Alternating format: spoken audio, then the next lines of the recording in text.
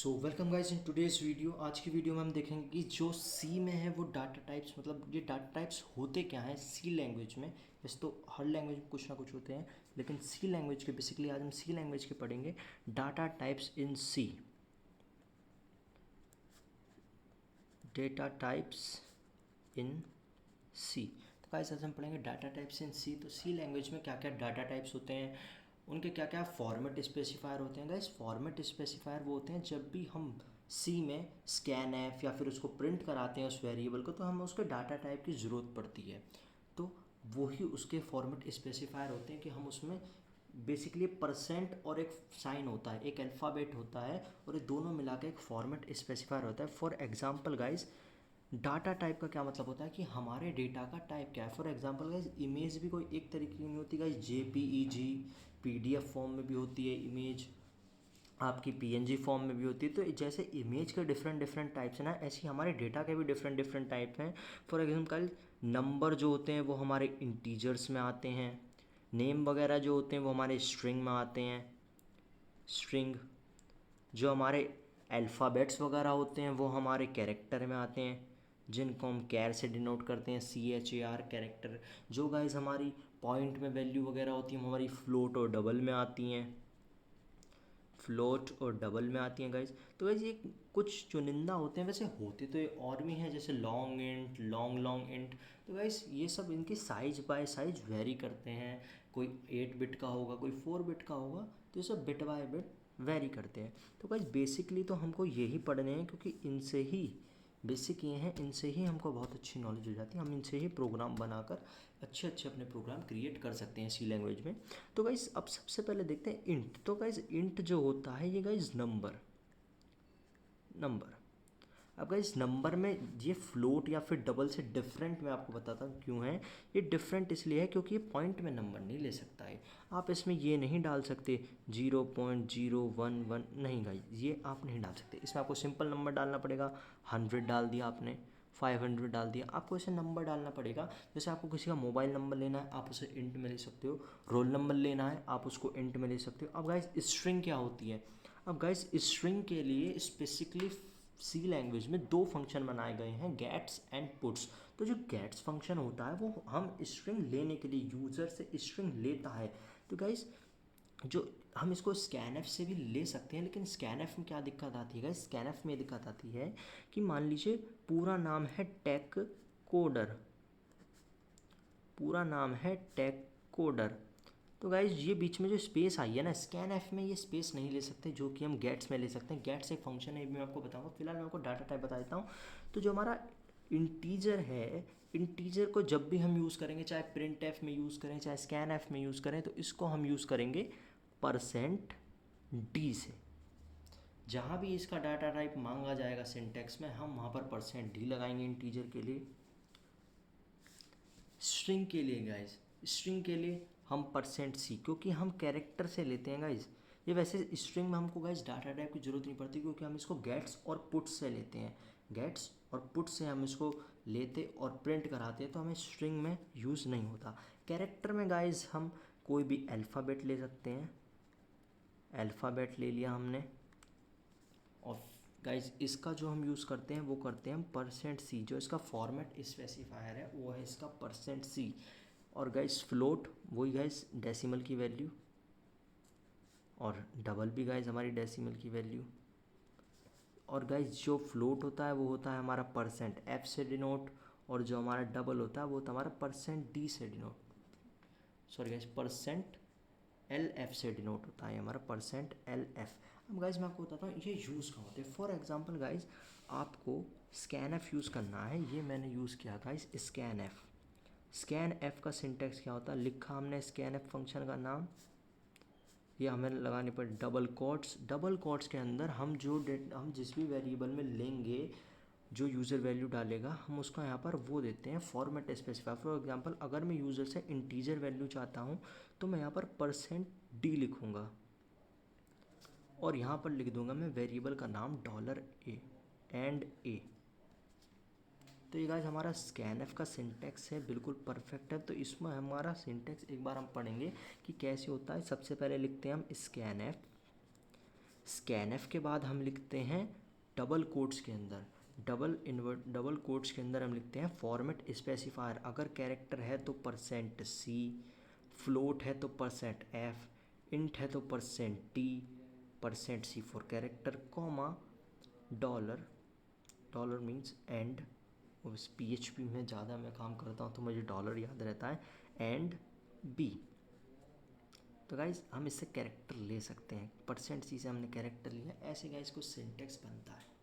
अब गाइज हम इस एक एक के लिए एक प्रोग्राम बनाएंगे जिसमें हम इन सब को चला कर देखेंगे और ये कैसे कैसे वर्क करते हैं हम ये सब देखेंगे। तो गाइज चलिए चलते हैं अपने सिस्टम पर और इसको सबको ट्राई करते हैं कि ये अलग अलग हम कैसे यूज़ कर सकते हैं।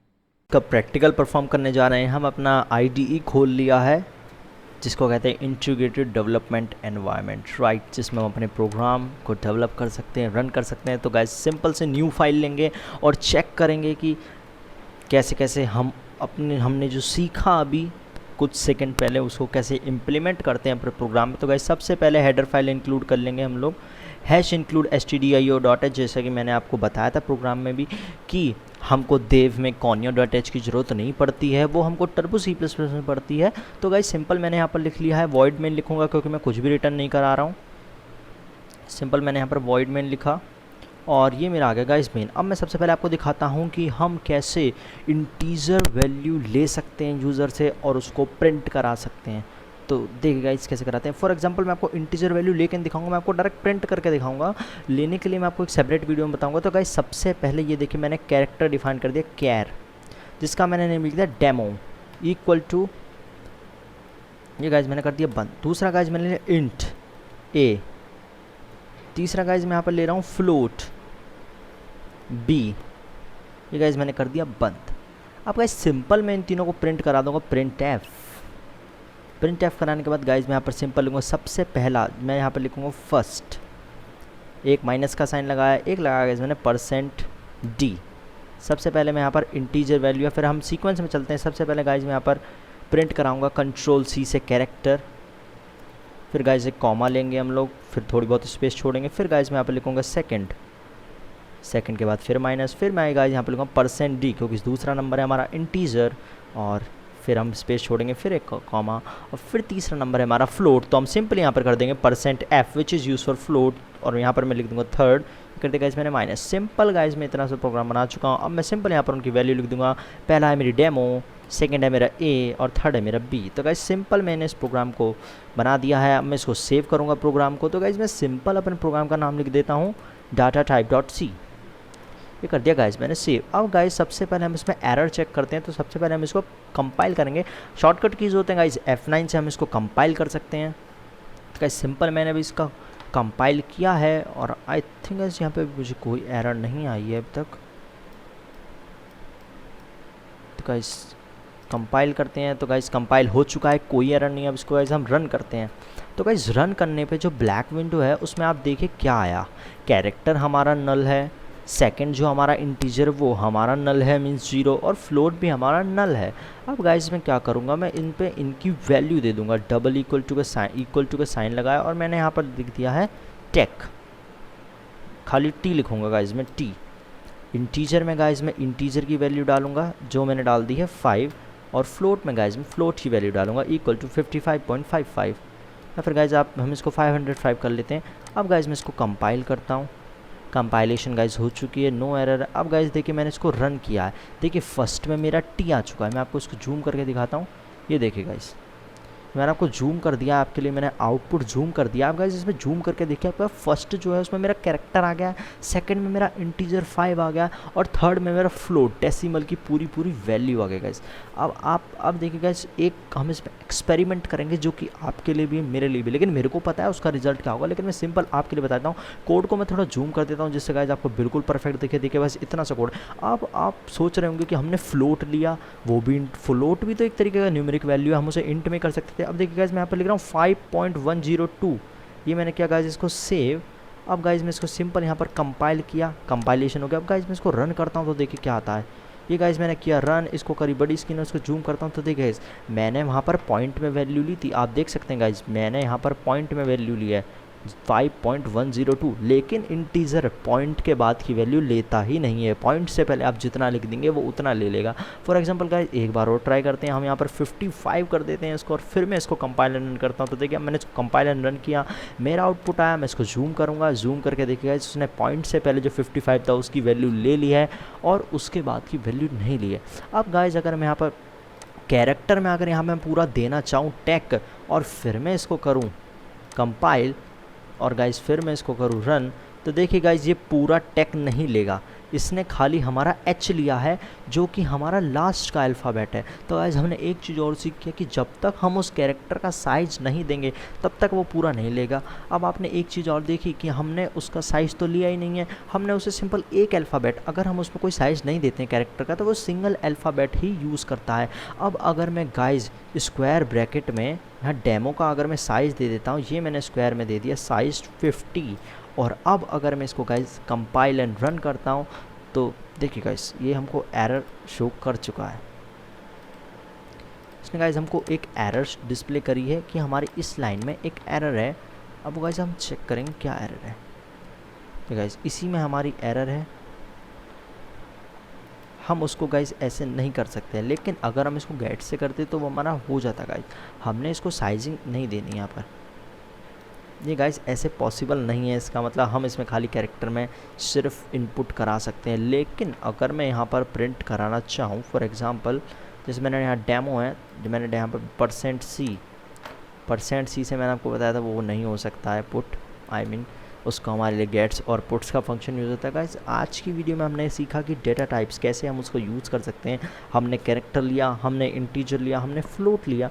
अब गाइस इन तीनों के बाद भी बहुत सारे बचते हैं, उन जिससे वीडियो लंबी ना हो उसके लिए मैंने स्पेसिफिक बनाई है आपके लिए वीडियो, आगे इस सीरीज़ में कंटिन्यू होगी। तो गाइस आज की वीडियो में इतना ही, मिलते हैं आपसे अगली वीडियो में।